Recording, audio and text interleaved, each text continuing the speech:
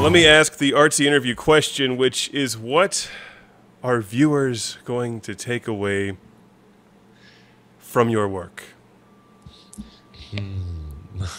From my work, If my I masterpiece, need a my beret. 2 year, Like a my pipe. 2 year extravaganza of filmmaking in Japan.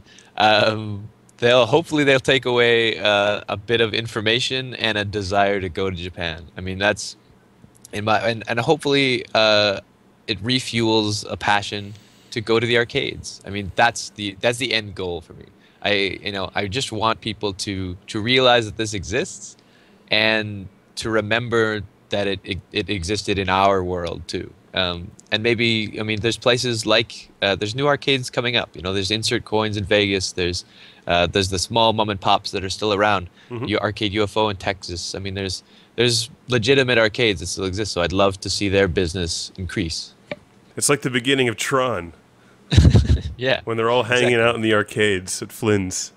Yeah, Flynn's. Having a good time. I would agree with you. I'd love to see the return of arcades, but you know, I always try to describe games to people as they're a lot more like movies now than video games, because people talk about movies. Well, you know, there's like horror movies and kids movies and action films, and you know, Right. they're all over the place. Well, video games aren't just like Pac-Man and Donkey Kong anymore. You've got, you know, your little like casual games. You've got your arcade games. You've got your multiplayer like shooters. You've got your 5,000-hour RPGs and adventure games. They're all very different. Absolutely. So there's room for everything. It's since more and more people are playing games now than they were 30 years ago. Totally. And in Japan, you see that. I mean, the age range is, you know, from young kids right up to 40-year-olds, 50-year-olds. I mean, there's even some 6-year-old people playing DDR for health reasons. You know, like it's every age group, and there's something for everyone. I think they're fun in the bar scene. I've been to a few of the barcades.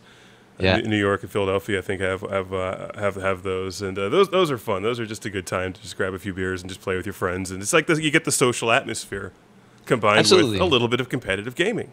Right, which I think is the whole. I mean, that's why gaming has become as popular as it is now. I mean, it's those roots, right? This is where it came from, and the arcade gamers are the ones that took it to the next level. So, well, this sounds great. I can't wait to see the finished film, and best of luck to you. When I hear about an 1.5-hour project anymore, I think, oh, I would never want to do that again. There's a reason I like doing short 5-minute pieces. yeah, lots of different things instead of one larger thing. But there is definitely a sense of pride that you get at the end when you can say, I did this. Here's a crowd of people enjoying it. It's a labor of love. It's a labor of love for sure.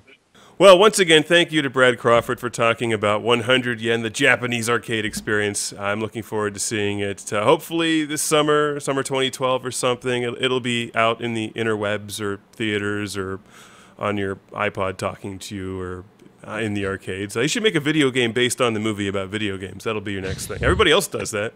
It's true. And have it be about as bland and predictable as Popular, where you just play some character that runs around and does things exactly like a bunch of other games, saves the world, gets the girl, and then buys an arcade. That's the movie in a nutshell. All right, rock. Well, thank you, and best of luck. Thanks for having me on the show. Appreciate it.